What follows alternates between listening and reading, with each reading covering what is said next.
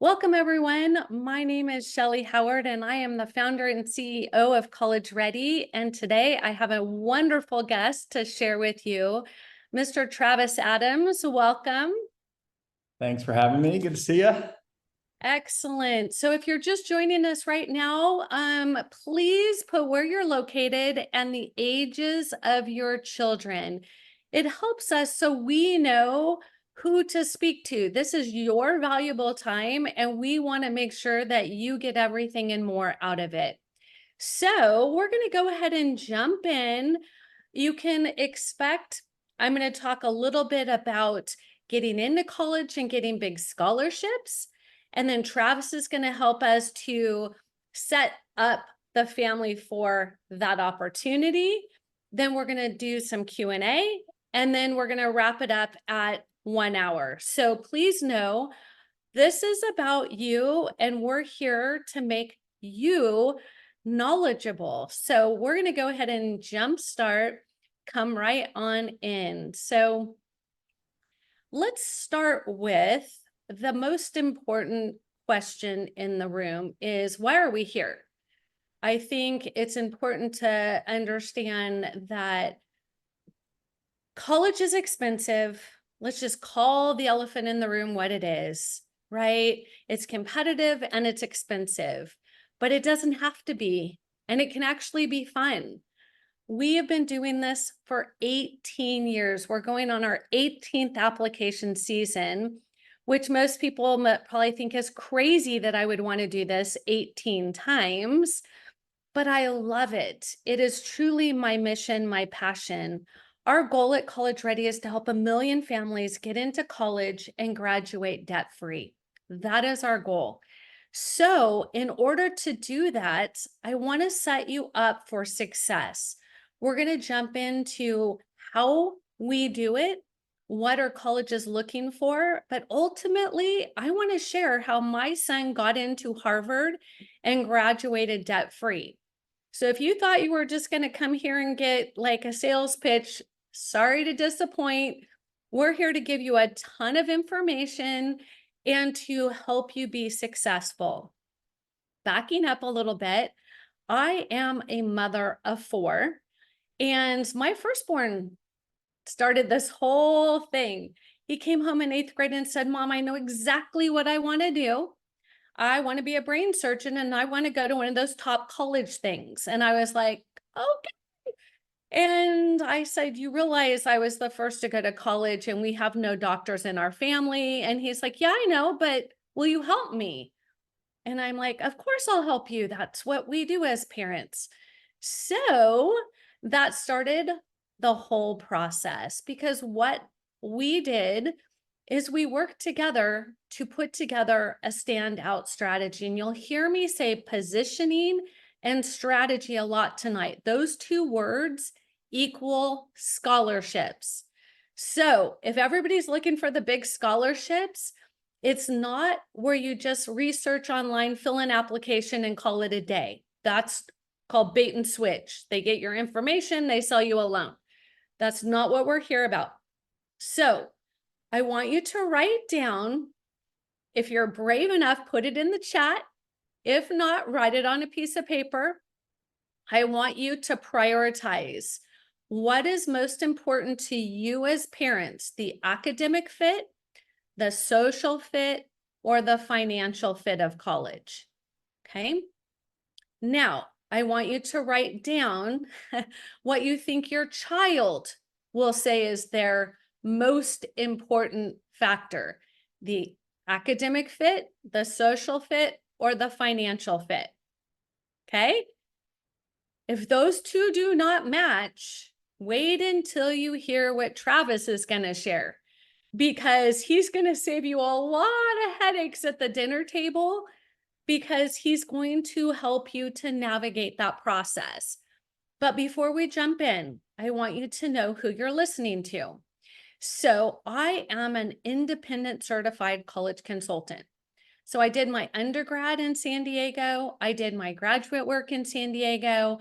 I became a certified independent college consultant, and I started touring 25 colleges a semester.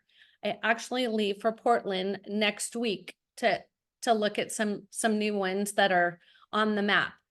And so I want families to understand this is not Google. This is 18 years of intellectual property. And it all started with my firstborn. I'm not going to bore you with the details, even though most people would love his resume. But what I will tell you is he didn't have a perfect GPA and he did not have a perfect test score. So what does that tell you? He had a standout strategy and he had positioning.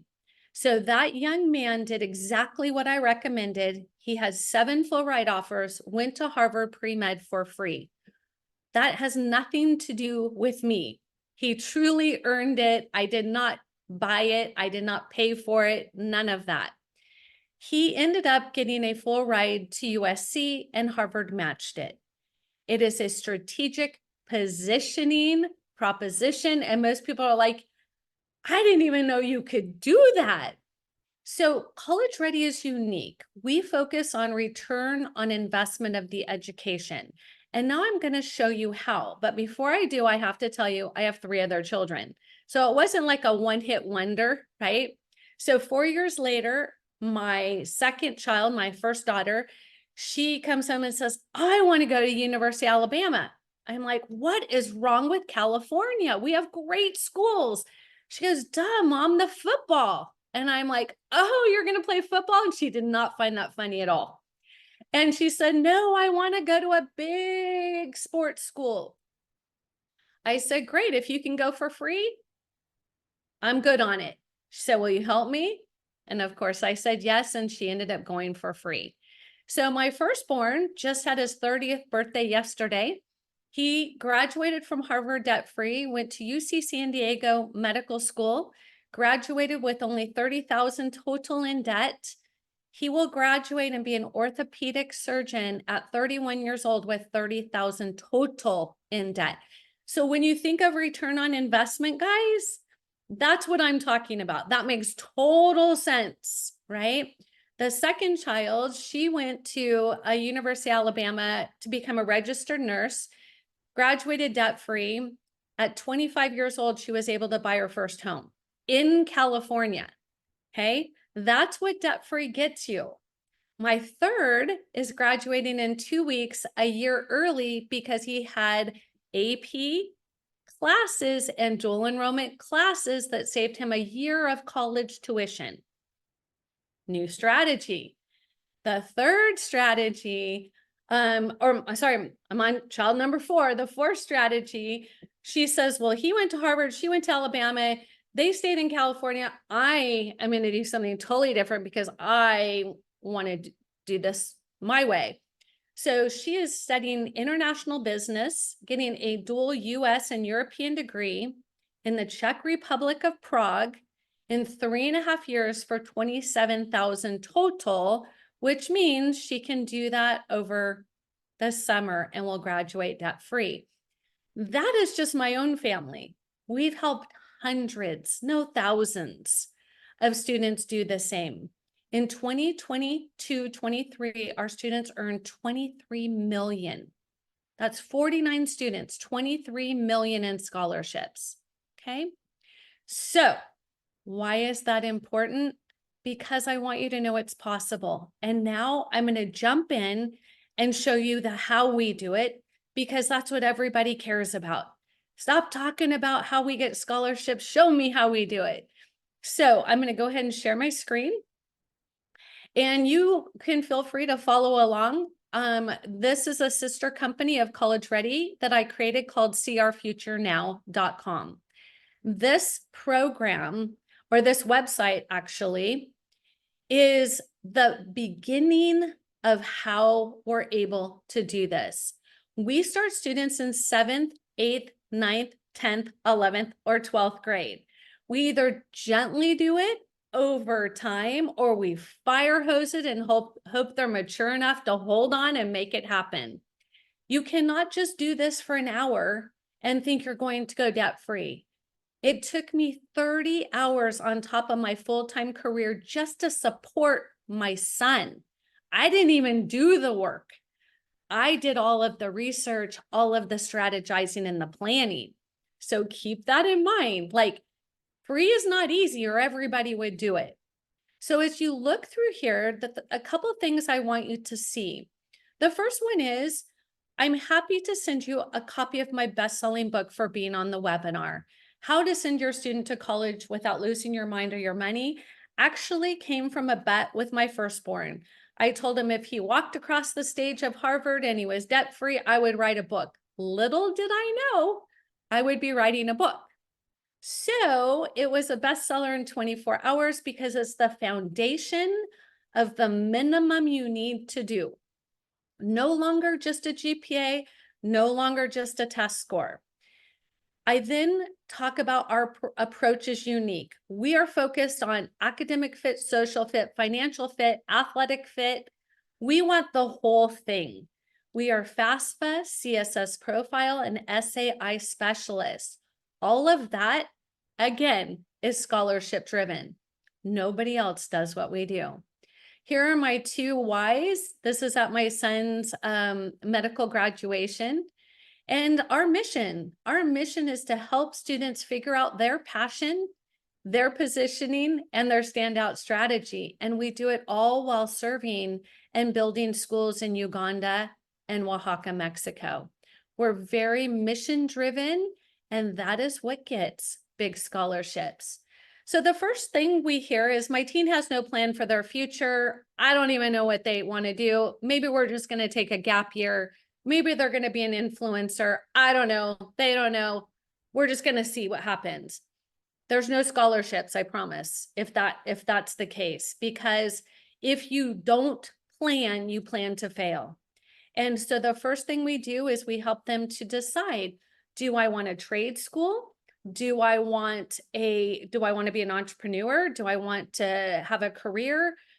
What major feeds into that career? How much college? What is that major going to provide financially when I graduate? I love to tell the story of the student who says, I want to go to Yale and be a botanist. That return on investment probably not going to work out very well if that is the case. So first thing we do is we educate students, but we start with them. We don't talk at them. We actually have them talk to us. We help them to figure out who they are, what matters, how others see them, how they see themselves. Then we map out career options. Then we talk about return on investment and financial freedom. We put it all together, and then we talk about what does this look like and how are we going to pay for it? The next thing we do is the problem is I have no idea where to start, Shellee, and I just want to be conscious of time. We're doing okay.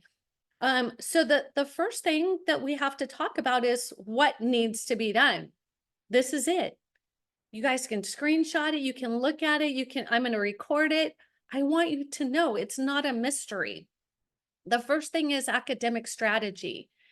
Your student needs to have an academic plan with rigor. That means AP, IB, dual enrollment, HP, honors, or CP. All of that's like another language. I get it, I speak it, but you need to understand it's important. Colleges are looking for students who want to challenge themselves, and they're willing to pay money for that. The next one is the strength and career assessments. We help them to focus on their gifts, their talents, their advocacy, and then we help them to lead others to create that change. That is huge. That helps them figure out, what am I good at? Then test strategy. For all those people who thought test optional was going to stay test optional, so sorry.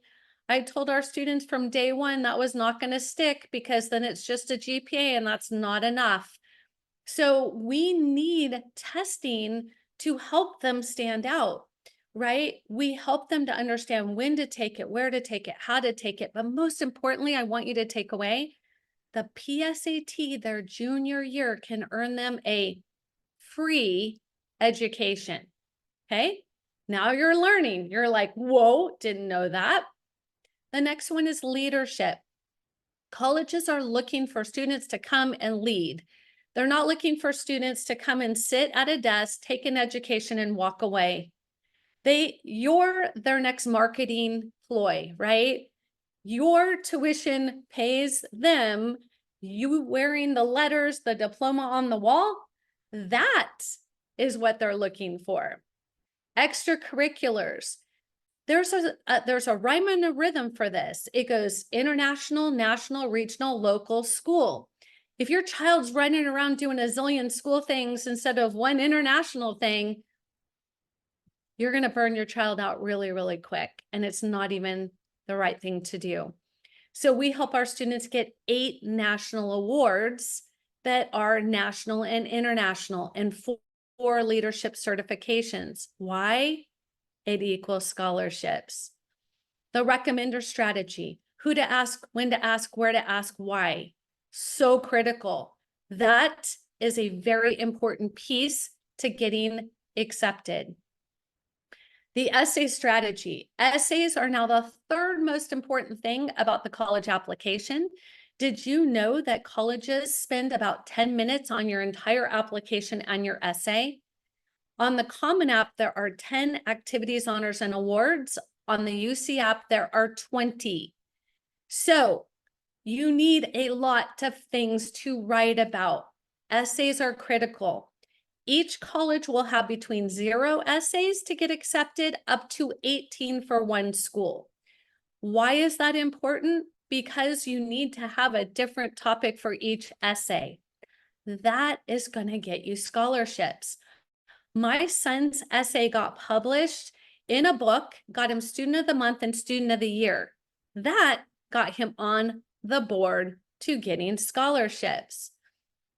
We meet with our students every week to help them with their standout strategy and their positioning.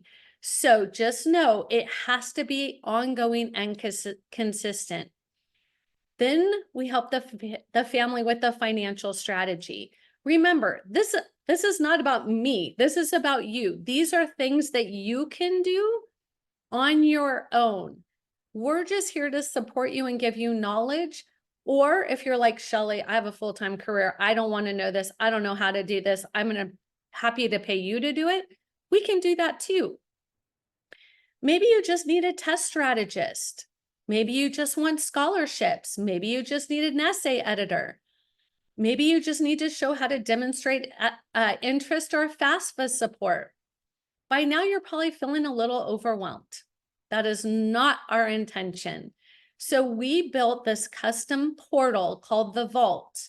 And because time is tight, I want you to please go to seeourfuturenow.com, and it's 5 minutes, and it will show you how we're able to help students get in and get scholarships. So I won't go ahead and go into the details of that. So this is it. This is really what it takes. If you want scholarships, this is it. You need the academic rigor, the test strategy, the Passion with Purpose project, leadership, extracurriculars, recommenders, essays, and number 1 most important is picking the most generous colleges. That is where the big money is, you guys. It's not chasing all the little scholarships.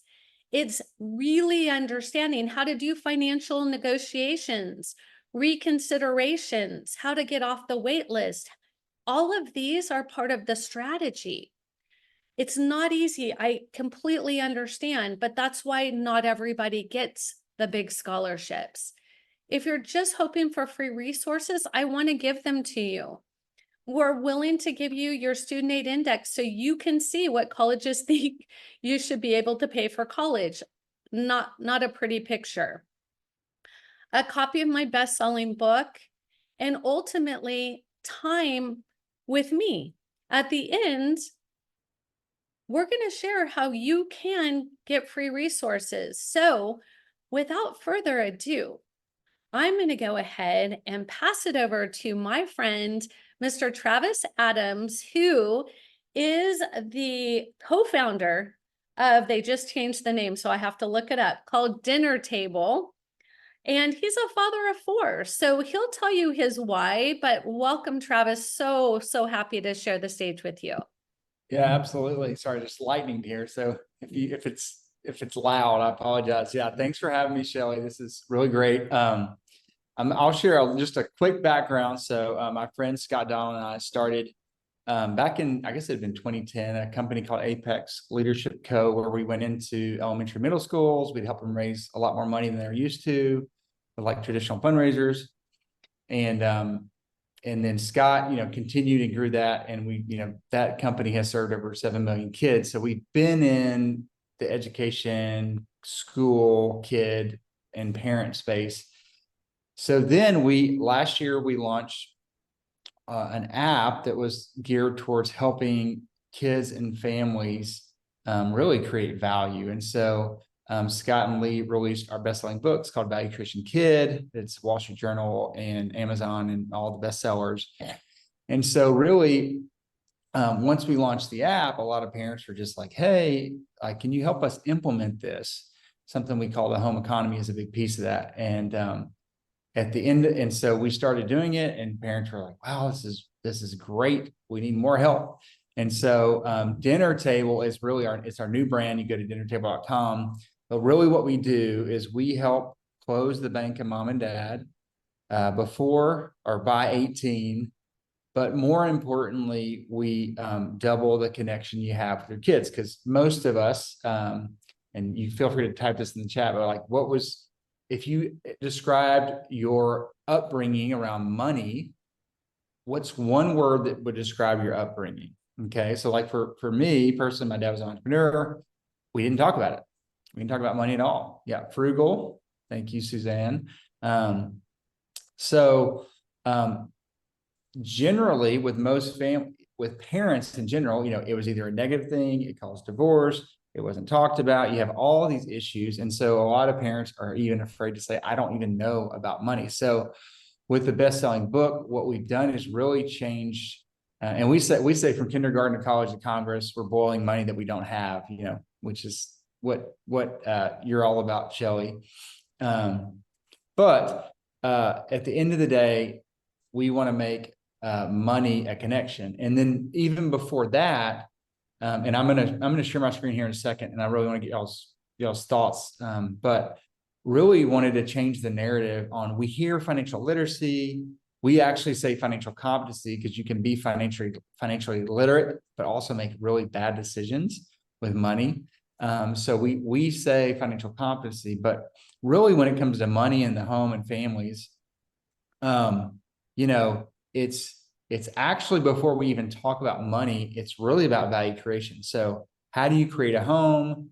How do you, parents and kids, doesn't matter if you're high school, college, little kids, how do we create material value? How do we create emotional value? And how do we create spiritual value?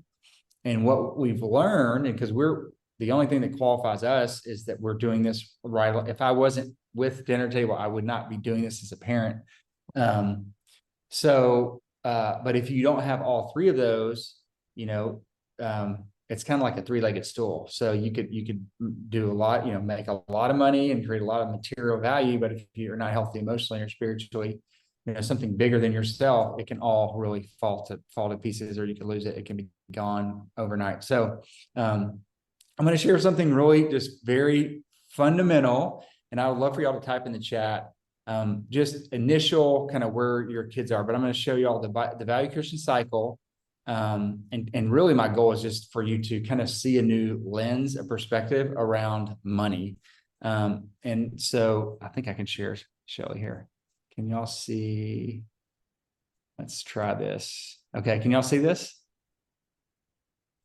Can you see, Shellee? Yes. Okay, great. Okay. So this is the value creation cycle. So one of the things we're discussing with our dinner table families, and really it's been a game changer for a lot of folks, is just the value creation cycle, which is number one, our kids have to have healthy struggles. And we're not talking about like trauma or some other things, but like, what are the healthy struggles that they need so that they can become capable, so that they can gain confidence, so that they can create value. And what happens is once they do this once, they're like, oh, I can create value for myself or my neighbor or my grandma or whatever. It was like, a great example was last week, one of our dinner table dads was like, oh, my homework's due tomorrow. And the assignment was create either material with your kids, create material, emotional, spiritual value, post a video or picture in our group. And so their grandma loved flowers. And this was like Wednesday night, they were at church. Like, what can we do with our daughter? Their daughter's 4. And so there was this big bouquet of flowers. And so they got their daughter to sing this song to grandma next to the flowers. And they texted that video to grandma, and Joe's like, Travis, he was like, the response from, I don't know if it's his mother-in-law or his mom. He's like, the response, I think it's his mother-in-law, from a mother-in-law was worth every penny that we used. And it was amazing, right? And it wasn't even material value, just emotional value to grandma. So this cycle really, what we help families do is like, all right, what are the healthy struggles? And so on the right-hand side is actually the matrix. So I'd love for you, if y'all just type, if you can write this down, or if you want to type in the chat, it'd be great to let us know where your kids fall. So on the bottom is the confidence x-axis. So, are they confident or not? And then the y-axis is capable, capable or not. So obviously we all want our kids in the value creation, quadrant at the top right, which is high capability. They're also confident. If you've got a kid who is, highly confident, but they're actually not capable, that's what we would call an entitled taker. If they're highly capable, but they don't have any confidence, that's an anxious self-doubter. And then obviously if they have neither, that'd be a lazy victim. And so, it's been really, really cool to see how families are, this is kind of becoming part of their family culture, and it's catching on with the kids. And there's so many stories I could tell. But if you could just think about where, maybe pick one kid, and I'll kind of give you an example. So when we moved and we were playing football, my 8-year-old loves football, and he was just super anxious when we moved here. And so he really fell into the anxious self-doubter category. And so my wife and I were like, okay, well, what is the next healthy struggle that he, needs to experience? So we decided, okay, we're going to sign him up for basketball. This time I'm actually going to coach. So I'm going to be a little more present so he feels more comfortable. And let's just see how it goes. That was the next healthy struggle. So of course, first practice, he jumps right in. We're like, okay, this is good. And he gained confidence. He's one of our best players. He was like one of our starting point guards. And then the last game of the season, was one of our highest scorers on the whole team. And he was actually one of the younger kids. So he was creating a lot of value for his team. But it was so cool to see how he moved from anxious self-doubter to value creator. And so this is for us, and hopefully this is helpful for you tonight, just to start thinking about like, okay, where are my kids? And what is the next healthy struggle that they need? And if that resonates, please, I can't see the chat. I need to pull the chat back. Oh, we got some, okay. Yeah. If that resonates, let me know. Yeah, entitled taker, there we go. Is it too late if I have a junior? No, Carrie, that's a great question. So the good news is it's never too late. We work with families that are 4-year-olds, newborns. We got some folks that are newborn parents, and then we have some kids that are in college, and then we even work with grandparents, because we have a whole nother like legacy side of what we do. And, how do you pass heritage over inheritance and the values, the healthy values in our family that we want to pass on. So, never too late, especially if they're still in your home too, there's plenty of time. And this next thing I'm going to show real quick, if we have time, Shellee.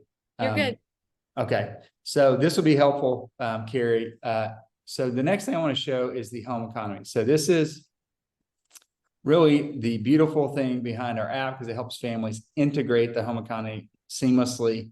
But when you think about, how do we actually close the bank of mom and dad and bring harmony into our home? Because that's what's happening with families that are really kind of rolling their sleeves up and implementing this with us. But the first one, I would just define it. So expectations. What are the things your kids are expected to do without pay? Okay, brush their teeth, they make their bed, clean the living room every day. Maybe they unload the dishwasher. Then you have expenses. Expenses are the key to helping your kids learn the value of a dollar. So if you got a 17-year-old at home, you're not paying for anything, one of the things you're going to want to do is start handing off expenses to them. And I would start very, very small. And that's a whole, we call it the freedom talk, we'll let them know how freedom is attached to responsibility. Elon Musk has a lot of freedom, but he also has a lot of responsibility. And you can use it as a positive conversation of like, hey, we want to give you more responsibility and more freedoms. Let's have a conversation. Because if you ask any, especially teenagers, do you want more independence? The answer will be yes. So it's actually fairly easy if you go about it the right way. And then we have extra pay, the 30, which is what we call gigs. So that would be anything above and beyond that you would pay anybody else for. Mowing your lawn, cleaning your house, washing your car, detailing your car. There's all kinds of things in that category. So the beautiful thing is when you implement these, and it's a never-ending thing, right? We coach families, and next year there'll be 11 and 12 and 13. There's always new things coming up. But I think just a plug to Shellee and kind of what we do is what we found is if you have the community and you have the accountability to do it, it really does work. I think it's like 3% of online courses are completed. And so some of y'all seen, I don't have it with me. It's like the cone of learning, but it's like, if you're practicing, because our whole thing when we started GravyStack, the app, was it's got to be fun. So kids learn through play, and they also learn by doing. So we have to create a platform for kids. And now we have it for parents where they can have fun, but they're going to do real world stuff. Right. And they're going to have accountability, because otherwise, like Joe, he's like, Travis, if we would have that homework, that would have never happened, and grandma would have missed out, So this is the home economy. And then the last thing I would say is, a great place to start with the home economy is just ask the question, where is the biggest, and if y'all can type this in the chat as well, what's the biggest conflict in the home right now? So, and it doesn't have to be money related. It could be, I use an example today in one of our coaching sessions, like our kids we had this whole conflict about handing your tablet, your iPad over, right? And so we actually implemented an expectation where literally when our kids are done and they only use it for school now, they hand us the iPad. There's no fights. So curfew is a big one. Yeah, social media stole kids away. Yeah. Doing chores, too much screen time. Yeah, that's great. Yeah. Any other conflicts in the home? Let me see. Phone addiction. Yeah. Let me share one more story and then I'll be done. To the phones and social media. So we actually had one of our, so we're going through home economy right now with my dinner table dads group. And one of our dads over the last few weeks, his daughter was, they finally handed over the phone bill to her because she didn't pay for hardly anything. And so he had the freedom talk. He really used it as a positive opportunity. And so they had a header that said the bank of mom and dad, and it said your loan has been approved. It's going to be 2% interest, and you owe $70 by May 12th. If you don't, the collateral for your loan is your access to TikTok. So they are actually using, the home economy it's not just money. It's like, it's bringing harmony in the home. Yeah, Chantel, it is funny. It's hilarious. But there's lots of other stories I could share. That was one that just came in today. We have our Dinner Table Dads group is tomorrow. So I'm excited to talk to David and hear the whole story. But the good news is it really is doable to, I think when we're going to be doing the home economic calculator soon. When I ran it the first time for myself, we have 4 kids. I calculated $147,000 of saving for one kid. And that's 8 to 18, but that's just one group. And so, the Dinner Table Dads group. So real quick. So we do coaching. So I have like a value creation coaching group that anybody can join. I have a Dinner Table Dads group. I think it's dads.dinnertable.com. If y'all want to check that out, but we have different groups. We have new groups starting. We have like a single moms group starting. So if you're interested, just DM me and I can get you more information. But all that to say, it is possible to bring harmony in your home. It is possible to save. I mean, if you do what Shellee's doing, you're going to save way more money than that over the lifetime of the kid, especially, if they're going to college. So, and then the link, I think you just, oh yeah, there it is that, the last thing I'll say is if you want to join, we have a free community. And if you want to join the free community, click on that link that Shellee posted. And that's just a way to kind of get into the community. We have a free home economy course in there you can have free access to. Because yeah, like you said, Shellee, just create, like, how do you give away value? But that is, you can see all the stuff, you can see our videos. And then a couple of questions, and I know we're getting to Q&A, wondering about Canada. So it is coming to Canada soon. So be patient. We're hoping by the end of the month, Curtis. In fact, it'll be international. And we actually had some folks internationally that joined our coaching group today, from all over the world. And then the dollar equation you said you saved with one child. So Christy, there's a calculator, and I can't go into all the details. Like I just had to show you the spreadsheet, but it's a combination of expenses. If you hand over normal expenses from kids ages 8 to 18, obviously that's going to increase a little bit as they get older. So obviously if you get a driver that's 16 and they're paying for gas, that's going to save you more money as they get older. And then it also includes extra pay. So if let's say you pay somebody to mow your lawn, but instead of paying a random person that does lawns, you're paying your kid, then that's extra money they have to pay for stuff you don't have to pay for anymore. So it's a combination of saving on expenses and then extra pay opportunities for them to earn money, so that you don't have to pay for things like college or other cars or other big expenditures down the road. So hopefully that helps a little bit.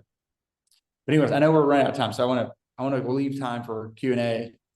And but yeah, if you want to join our free group, just click on that link that Shellee posted, and you'll see we do a Wednesday call, just a family call. Anybody that has questions, we did one today. We'll do one next week, so you can jump on that. I love it. Travis, that was amazing. So, the important thing to think about is how can you use this to have the conversations while they're young? Because when they get older, those conversations become a little more loud, a little bit more conflict, but not if you start off having that round table. So Travis, you want to speak maybe like, how do you even start having these table conversations? Like not everybody's there. Yeah. Well, I think the thing that we've learned, which we didn't really realize at the beginning, is, for parents, we're all exhausted, we're all tired, and it's got to be something that meets parents in the everyday life chaos of home, right? And so for most parents, it's really about the small wins, like the very small wins, like let's just make and in the app, there's a printout where you can have all 3 E's for your kids. If you're a no tech family, you can post it on the fridge, and you can just sit down and have a conversation of like, hey guys, we want to give you more freedom, and that comes with responsibility. And it's just like, all right, we're gonna, until like expectations, like one of the big things like we use at home is like, hey, until these things are done, one of the freedoms you get every day is like screen time. So guess how motivated they are to get their expectations done? Pretty motivated, right?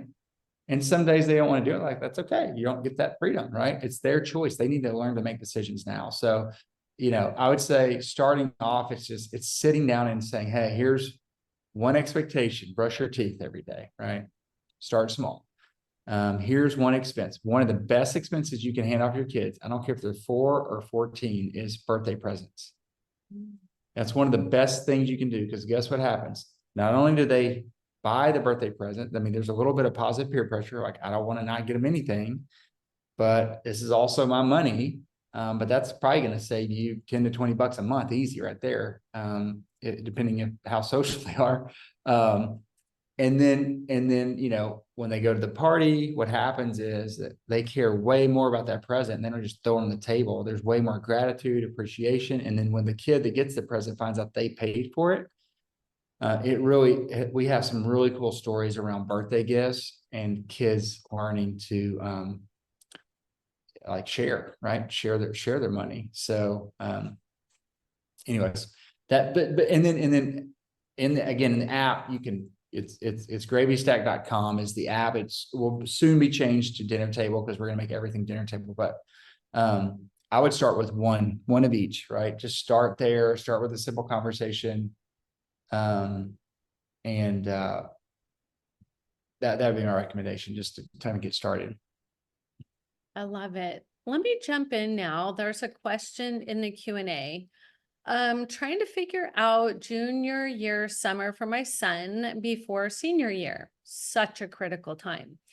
Thinking mini internship or research experience job or question mark. We have 2 weeks plus 3 weeks.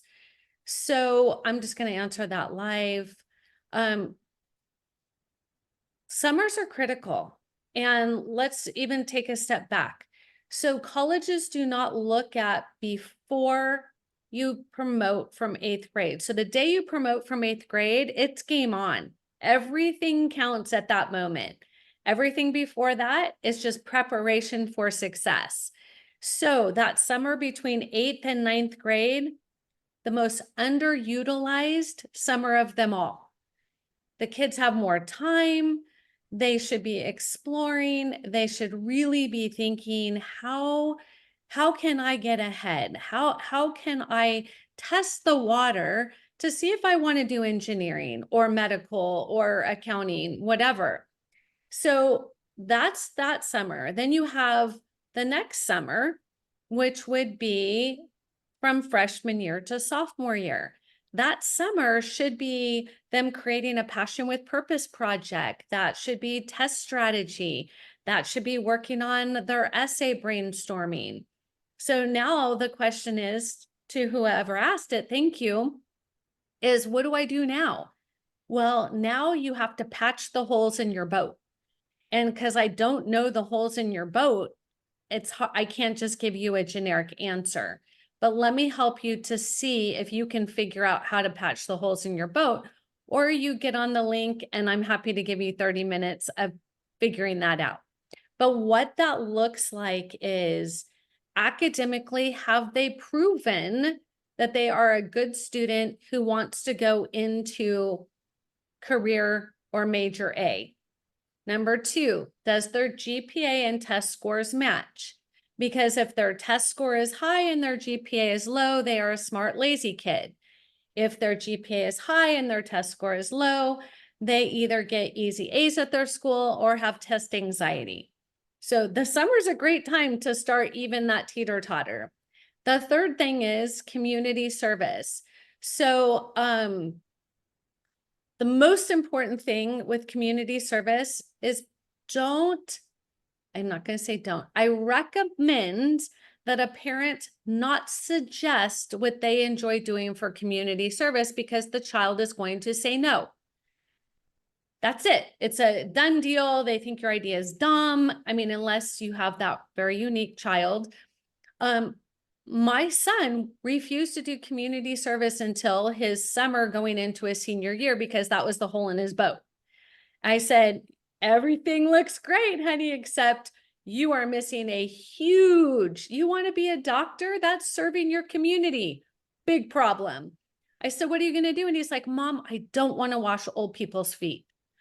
I'm like, what? He's like, yeah, I heard you tell your friend that you go and give them pedicures. I'm like, yes, that's what I do. I go, you don't need to do that. And he's like, oh, well, what can I do? And huge failure as a parent moment, because I obviously was not leaning into what they want to do. I was trying to get them to do something. Be very careful there. It backfires every time. So our college ready students from 7th grade all the way through college, we have, I mentor the students to lead other students. If you want to look it up, it's called empowereducation.world. It's where I teach students, no cost, it is completely free. I teach students how to find their passion, their advocacy, and change somebody's life. Because guess what? If every child did community service before they graduated high school, our world would be incredibly different, right? If everybody's leaning in, how can I help you? And they're not thinking about how can you help me, we would be in a lot less conflict. So that is my service. So feel free, if you have any questions, go to that website. But that's what's important. What are they missing? Are they missing leadership? Are they missing national honors and awards? Are they missing the ability to write a great essay without texting? Like little things that we haven't really talked about, but that's what the summer needs to be. Colleges have 10 minutes to figure out who they are, what matters, and are they doing anything about it? Because somebody else is. And that's really who's getting in. So I want to encourage everybody, not discourage. Our students had the best application season we've ever had. I had a student this year apply to every University of California school because they heard it was impossible to get in one of them. She got in all of them. So just to prove that it could be done, this generation is very, very much advocating. So just know if there's a desire for something, there's a plan and a strategy for it. That's what this summer should be. Long-winded, I'm sorry, but hopefully it explained. Are there any other questions? Let's see. Hi, thank you so much for your time in this webinar. I am a certified money coach and have had clients that are dealing with issues related to finances with their full-grown adult children, not leaving the home, not taking responsibility for their finances, and even recognizing them. Can Dinner Table help with something like this? Wow, that's awesome. Powerful question. Yeah, great. Do you want me to answer that, Shelly? Oh, please, that's your Yeah. wheelhouse. So the short answer is yes, we can. I mean, we've got some parents that have adult kids, and that is like a really interesting point because we do like it's interesting to see how, especially after COVID, how kids one kind of realization is they're afraid to do some things and they never leave the nest. So like kids apparently now are not like excited to get their driver's license. It's like they're still wanting mom and dad to drive them places. They don't and they have phones. So if they got their phones, they can text their friends, they can look at social media. There's not as much of a need to like drive. And so we were recently, one of our good friends who's in one of our groups was like, one of their expectations was for their daughter. She had her license, but she just was scared to drive. So they were having her drive. She was in charge of driving certain things, right? And so the same thing with older kids. Yes, and there's depending on the situation, but I would say even for adults, like what we're learning is it's not just for the kids. What we're doing with like coaching and stuff is really helping parents because there's so much value we can create as parents. Usually with our kids, the sad truth is it's usually a sign of the trainer, which is us.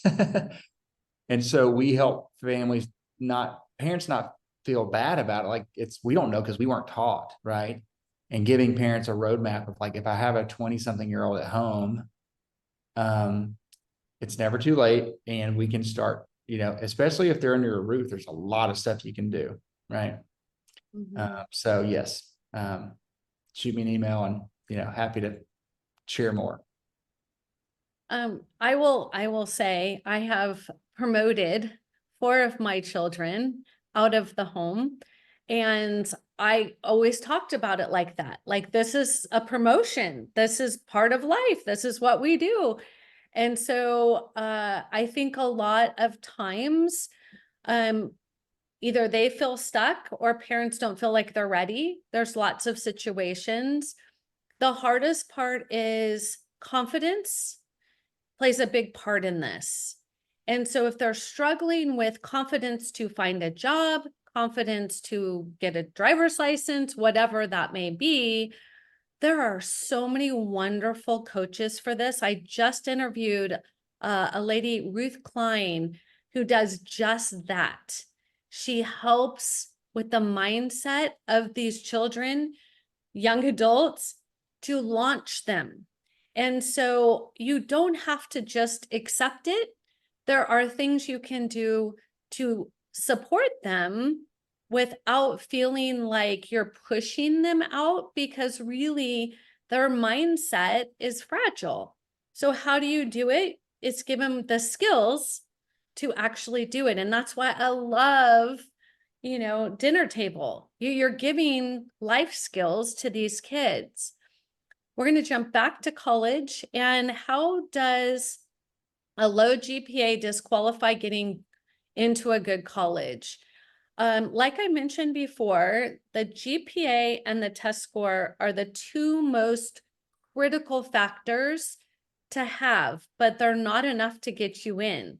So it's a benchmark. So if a student has a, 3.3 GPA and they apply to Harvard and they're expecting to get in, that would not be a good fit because they haven't prepared to do that rigorous work. So it's really the college saying, we know what it's going to take to get here. And this is the GPA that we know that's been successful. So if the student doesn't meet the minimum GPA, which we could show you for any school in the world, don't look at Google because it's not real. Then the student can see, whoa, like if I really want to go to that school, I better up my game. Like I better get in motion because there's some awakening that's going on. And it's a choice, just like you're saying, everything's a choice. We tell a student, if your dream is school A, and this is the GPA you need and the test score you need, now it's your choice. Do you want to go get it? Or do you want to pick another school? It's really important for that student to have that ability to choose. So good question. All right. Did we get another question? Yes. Do you think the IB diploma is still valuable? Do colleges view it similar to AP? What about private school? Such a great question. So a few things to think about. It depends on the end. IB is really interesting because the high school is more pumped about it than anybody. We're an IB school, like it's a something. Colleges they don't weigh it heavier, they don't weigh it less. They really weigh it, what is the student learning and what are they going to do with it? If a student wants to study internationally or international business or politics, it helps their mindset. The IB program is good, but there's a few things that nobody tells the parent. Number one is the AP test, if a student gets a 4 or 5, may not have to take the college equivalency, which saves them time and money. They don't have that for IB. So that's a big, when you're looking at cost savings, return on investment, that's something we consider. The thing that kills most students about the IB program is the IB diploma. The reason is the student is writing the research paper the senior year, the same time they're writing 20 essays, 20 applications, and that student is like literally freaking out, stressed out. And without the IB diploma, colleges are like, wow, that's just like a normal class, not a big deal. So you really have to look at it student by student versus is IB better than AP? And so then it comes down, what about private school? So I love this question. My firstborn, who went to Harvard, he was the first in 25 years at his public high school to go Ivy, period. So is it necessary to go private? Nope. Are you paying the college tuition for them to go private? Maybe. Is it going to give them a better education? Depends on the private school. So my kids went both private and public, so I really can speak to both sides of it, and there are pros and cons to both. What I will tell you, way more important than all of that is, who is the student? What matters? Are they successful? And are they creating change they wish to see in the world? They can do it at a public school, a private school. They can do it at a big school, a small school. It can happen from any place. It's all about the student. So starting with the student, 100% the right thing. And it may be that they're a better candidate for one or the other. Last little bonus before we go, for those of you who are taking IB, you can still take the AP equivalent test, okay, and be able to do that. You don't have to take the IB class and the AP class to take it. Take the IB, take the AP equivalent, get a 3, 4, or 5, do 3 of those, you're an AP scholar, national award. All right. Anything else, Travis, that we left out that you wanted to mention? No, I mean, the only thing I was thinking when you asked that question earlier about academic, social, or financial is I was thinking of that through the value creation, like what's the value creation ROI of the value creation. So when you prioritize it, even for the kids, asking the kids like, what's going to set you up to create the most value, you know, academically, socially, financially. That might be a good question to ask for kids and let them think about that because they're smart and it kind of reframes it, right? Because of course I'd want to go to the social place, but it's like when you're creating value out of your uniqueness and talents and all those things, you're having the most fun, you're helping the most people, all the good stuff in life. So right. So if you would like to be a part of the dinner table world, Travis has left the link. If you have specific questions, I'm happy to help. Go ahead and click on my link. It's top of the hour, so we are going to let you all go. But please remember this. Have the question often and early.